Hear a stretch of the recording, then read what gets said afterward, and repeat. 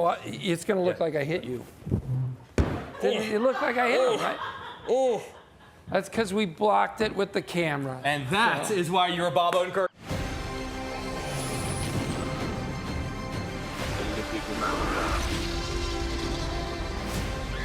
Where we're going, we don't need roads. When the original action film Nobody opened in theaters back in 2021, the entire world learned that not only is Bob Odenkirk one of our great actors, he's also officially a badass. And now with the awesome new sequel hitting theaters next week, he confirms the first movie was no fluke, and the only thing cooler than his fight scenes is that he is one of our own. Welcome home to Chicago. Hey, Bob Odenkirk, good to see so you, much, man. buddy. Good to see you again. Thank you. You know, one of the things I loved about the movie, particularly with the first one, is that, you know, we meet Hutch and he's this guy, normal, maybe boring suburban dad, and then people start realizing because he can do stuff like that, he's not exactly who they thought he was. I'm sort of curious, after the first movie came out, how did people on the street start treating you differently, and did your own family look at you a little differently after they saw you could do stuff like that? Well, I don't know if it changed. My kids laugh. Are you still like? Is it just like, okay, come on, Dad? Like this is. Yeah.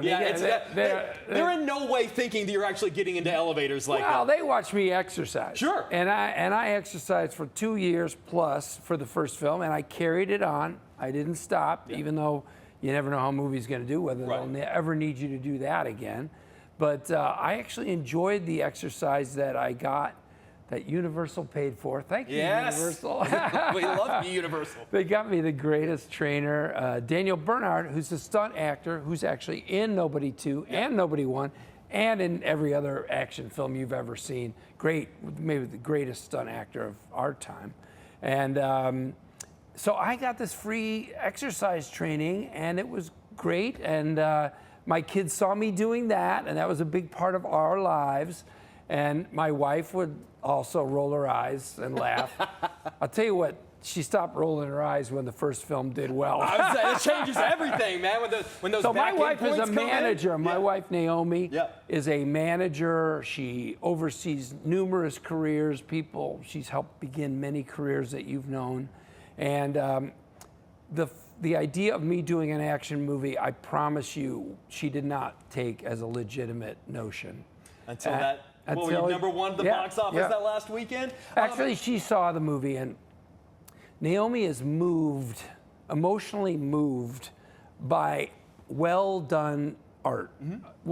Whether it's a genre film like an action movie, but if it's good, if it kind of comes together and works, she gets emotional. Even if the piece itself isn't emotional, the fact that someone got something to work as well as that moves her, which is a beautiful thing. It's kind of an amazing thing, and she loves this second film. So I feel like, and you told me I did, yeah. And trust me, I do these all the time, and sometimes you just go, "Hey, I'm happy you're here." Yeah, listen, man, the first movie did so well, and I thought long and hard about how did we connect with people? And look here, the duck boat fight. They're showing it right now. I'm going to tell you, it's meant to be set in the Dells.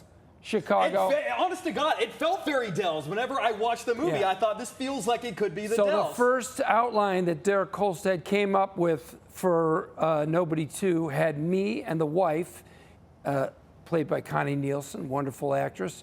We were meant to be in Italy. And my wife read this outline, and she went, "Oh, this is great. We get to go to Italy." And I got you one better. I was like, yeah, that could be cool. But then I kept flashing to the scene in the outline where Hutch is on a gondola and he throws back a tarp and there's a bunch of guns and explosives. And I kept thinking, that's James Bond. That's Matt Damon gets to go to Italy. Bob Odenkirk does not get to go to Italy. And I thought, how about the Dells? And I called Derek Kolstad, who wrote Nobody, and he wrote John Wick.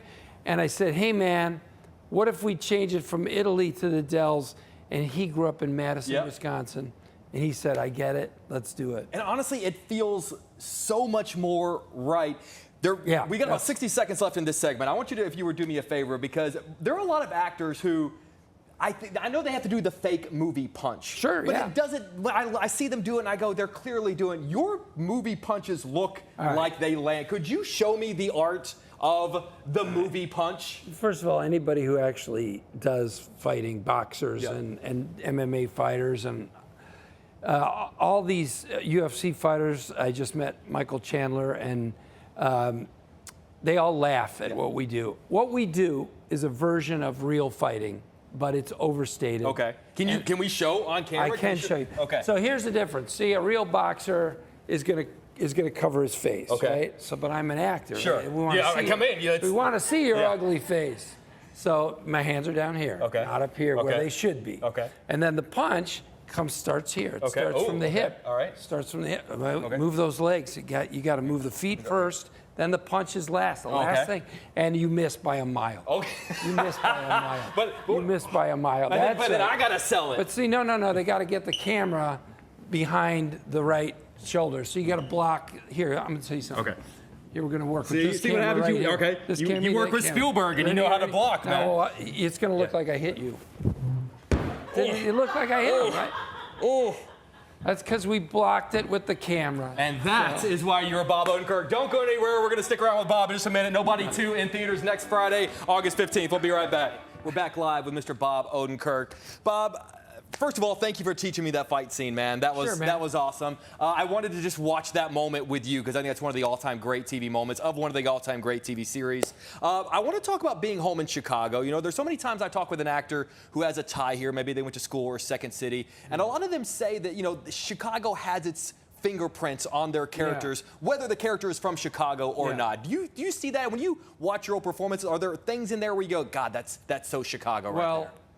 Yeah, I mean, I actually think I have a Chicago accent. I'm not a South Sider, which is a very strong accent, and I've been around that and grew up around it at times. But I do think I pretty much sound like a Chicagoan, and more than that is the mentality and the energy of, oh gosh, how can I put this? You've got there's a humility and a self-deprecation that you apply to yourself and to the world. It's one of the reasons I think so many Midwesterners go into comedy, and Chicagoans especially, because comedy is about cutting things down. It's about poking fun at things, taking them down a peg. And that was very much a part of my upbringing in my family. My mom was, you know, she didn't have any airs about her. You know, very down-to-earth person. Yeah. So I think it's a part of being a Midwesterner. Yeah. Nick Offerman told us recently that early in his career, a casting agent said that, you know, we often look at people from the Midwest because we know that they're going to have exactly those qualities. Yeah. I'd love to talk about your time at Second City when you were writing characters early in the day, before you even got to SNL, and you sort of learned what it took to create a character. Well, so here's the interesting thing. I worked at SNL for 3 years before I did. Before you did Second City, but which is usually from the here, opposite, so right? Yes, it is. So I came from Chicago, came from Naperville, came into Chicago, lived in Wrigleyville on Pine Grove, and did sketch and improvisation for years. And then I got hired at SNL. But then, 2.5 years later, my good friend Tom Giannis was going to direct the Second City show. He said, would you do the main stage show? And of course, it's like being asked to pitch for the Cubs or something, you know? You're going to say yes.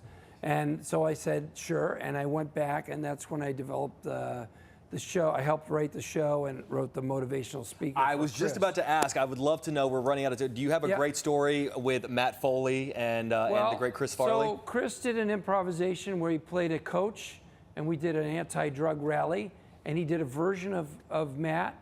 And I went home that night to my little apartment, and I wrote that sketch exactly as it's done, which is a rare thing. Most things get rewritten, and they should. But for some reason, this thing came to me magically, and handed it to Chris the next day. And my daughter once asked me, what's the most fun you had in showbiz? I said it was doing this sketch every night. Do you remember pen to paper in a van down by the river? I do.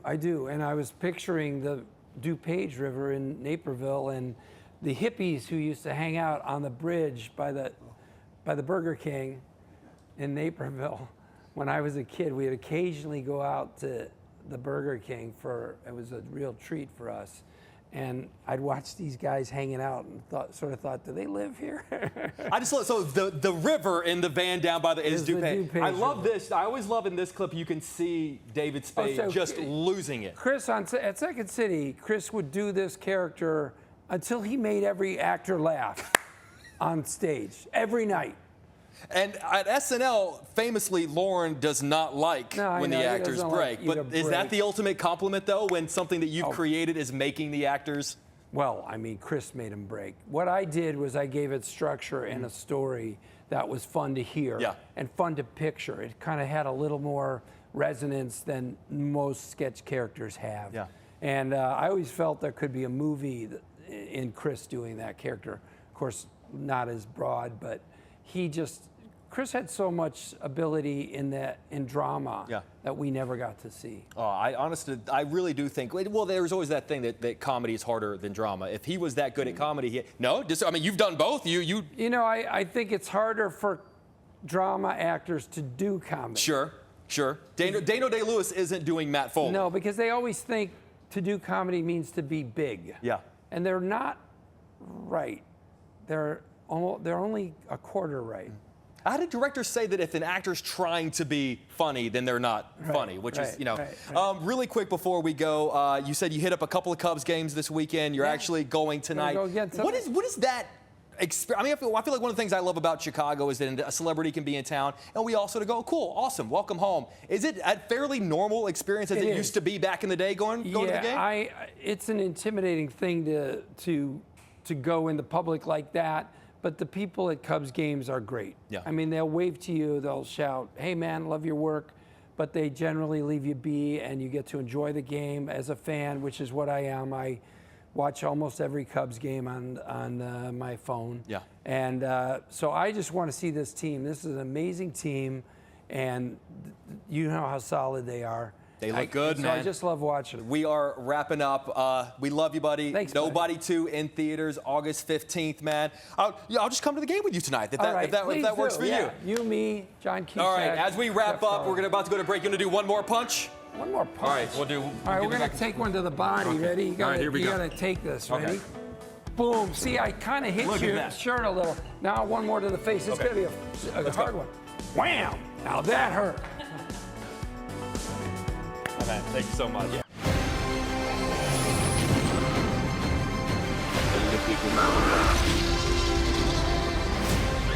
Well, we're going, we don't need roads.